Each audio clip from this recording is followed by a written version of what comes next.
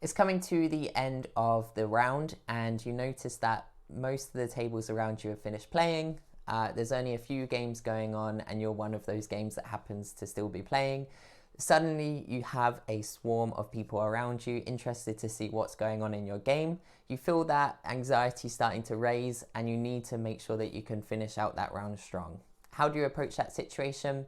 Well, today we're going to be exploring those situations where we have lots of spectators watching us. Maybe it's the end of the round situation, or maybe you've been chosen for that stream table. After today's video, you'll have some tips and tricks on how to be able to handle that added pressure.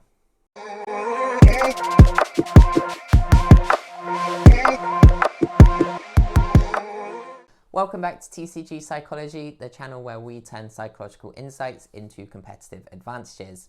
Now, today we're going to be looking at those situations where we have a crowd start to form around us, or that dreaded time when we're chosen for the stream table, and you know there's going to be hundreds, if not thousands, of people watching that stream. What do you do? How do you handle that situation? Some of us might handle it a little bit better than others, more naturally, depending on our experiences in those situations. But ultimately, this comes down to something known as arousal. Now, I see this all the time with my sports athletes. If you think about those times in sports where, you know, it's the World Cup final, you're going into a big environment and suddenly there's a lot of pressure on you to perform, that can significantly increase your arousal levels. Now, what happens is if our arousal levels become too high for us, then we can often see a drop in performance. We all have a zone of optimal functioning, and this is where our arousal needs to be at a certain level for us to be able to perform to our best.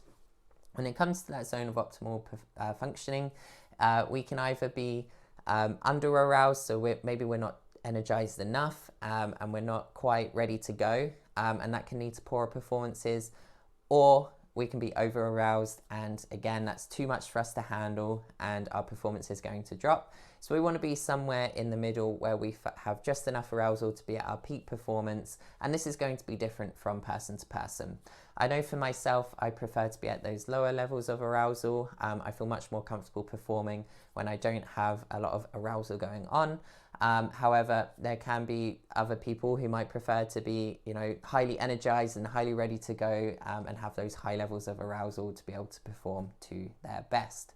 Now, when it comes to TCGs, there's different stages of the day that might change how we're feeling in terms of those arousal levels. So, for instance, at the start of the day, we might see an increase in arousal because we just want to get into that tournament and start playing. So we're kind of anxious, we're kind of nervous to get going. As we sort of settle into that game one, maybe you take that win in round one, you might notice your arousal levels start to drop a little bit and you feel a little bit more comfortable. But then it spikes again around round 6 or 7, you know, you're on the edge of making that top cut, and again, suddenly the pressure is on for you to perform well. But it can also happen within each game itself. And one thing that can highly influence that situation is spectators around us. You know, when it comes to end of rounds, once people have started finishing their games, they start to take an interest in other games that are happening around them, and you might notice that if you're still playing, sometimes this can lead to a little bit of a crowd around you, particularly if it's a close game and both of you are performing really well. Now, in these situations, it's really important for us to be able to handle this so that we can still perform optimally. A similar thing happens when it comes to being chosen for the stream table. You know, you see the judges approach you with that little piece of paper that says stream table, and suddenly you start to go, okay, there's going to be lots of people watching me, I'm on the stage, it's going to be filmed, you know, everyone's going to be seeing what cards are in my hand, what decisions I'm making in real time. How are you going to deal with that increase in pressure as well? Well, fortunately today we're going to be talking through a few tips and tricks. Now, the first thing that we're going to be talking about is cognitive reframing. Now, this is a technique where we try and alter the way that we view a situation, still based on reality, but just looking at different facts of the situation. Now, for an example of that might be at the end of the round, when that crowd starts to form around you, you may start to think that, oh, they're going to be judging and critiquing every decision that I make in this moment. For example, the people behind you can see your hand and they're going to start forming, you know, what they would do in those situations. So we might make that decision that they're thinking of critiquing every part of our play. Now we can reframe that into an opportunity to demonstrate our decision-making skills. You have an opportunity to perform in front of this crowd forming.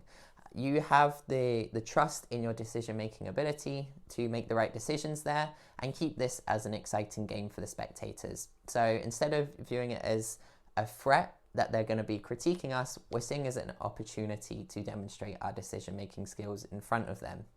In a similar manner, if you're chosen for the stream table itself, you may start to view that as a situation where you're going to have thousands of people watching your game.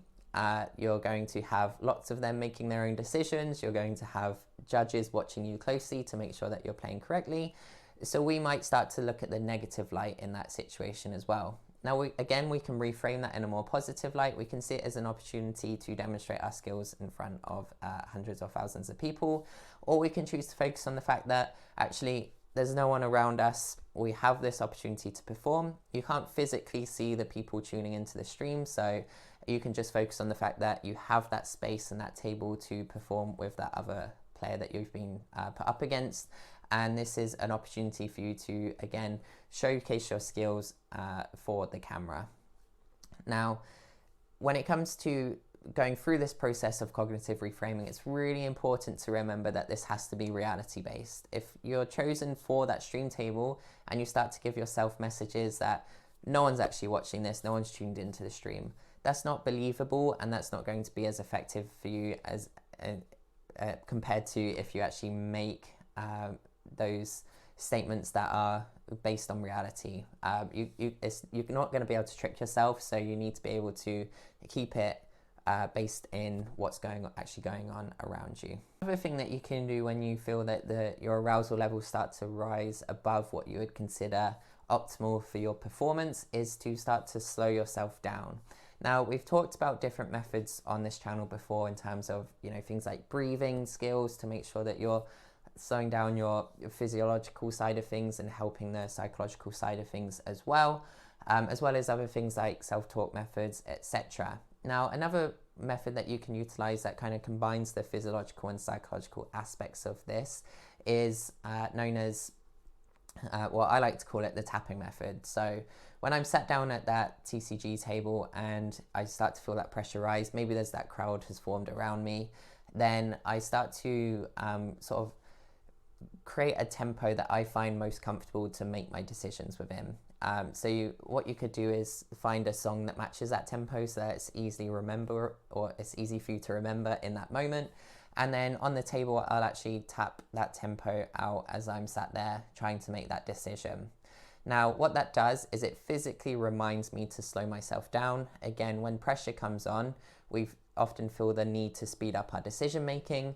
So by just tapping lightly on that table, the tempo that I want to be making my decision in, then that just helps me physically remember to slow down, but also psychologically reminds myself to not overthink and just go through a million thoughts in a minute, but rather, okay, what am I looking for on this board state and what am I trying to do?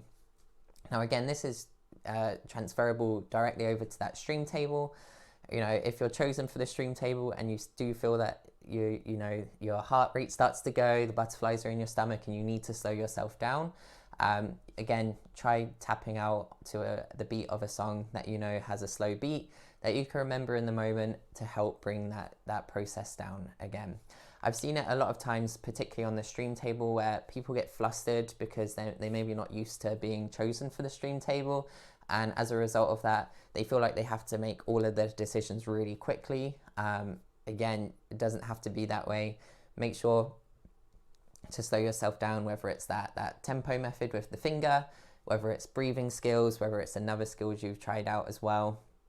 Have a consistent way of approaching those situations to bring both the physiological aspects of the increased heart rate, the butterflies in the stomach, however you feel that, and also the psychological aspects in terms of those thoughts racing through your head, the doubts that you start to have.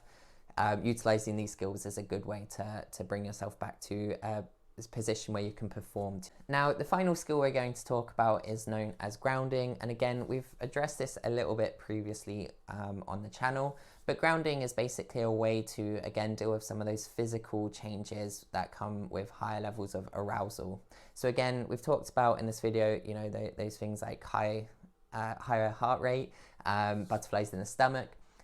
Enable for us to be able to deal with that effectively, we need to bring in certain techniques, and grounding is one technique that you can try as well. So when it comes to grounding, what you want to do is have some sort of physical cue to sort of center yourself and remind yourself where you are. Now, TCGs, there's a lot of opportunities for us to decide how we're going to ground ourselves. You know, we'll be sat down in a chair, so you could use the chair as a grounding point. You have your deck in front of you. You could put your hand on your deck and use that as a grounding point. You have your hand. You could put that down on the playmat and put your counter on there to remind yourself where your hand is, and put your hands down flat on the playmat as a way to ground you. There's lots of different ways that we can go through this process, but it's really important to keep it consistent. You want to have something that you can utilize anywhere, wherever you're performing in a TCG competition. You know, you're taking your playmat and stuff around with you, so you need to have it consistent. So it needs to be something that you have access to regardless of where you are in that performance environment. Now, to actually ground yourself, what you want to go through is a process of just taking that minute to appreciate where you are. So if you're using your deck, for instance, put your hand down flat on your deck and just take that moment to adjust your posture, make sure you're sat up straight, and then just focus in on that moment and bring yourself back into the present moment. So give it a go, see what techniques work for you. The most important thing to remember with these skills and techniques that we're learning about in these videos is you need to find what works for you. So we've discussed a few different techniques in this video.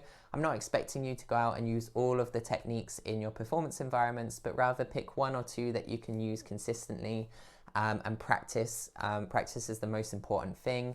You want these skills to become a part of your performance and come naturally to you in those key moments, and that's going to happen if you practice them at your weekly plays, you practice them at your tournaments, and you bring them into your performance routine as well.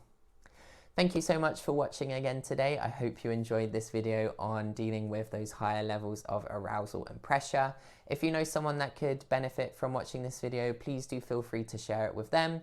In the comment section below, please let me know what the biggest crowd you've had around your TCG table is, and make sure you click the like and subscribe button so that you're notified when future videos are uploaded. And until next time, make sure you win the mind game meta.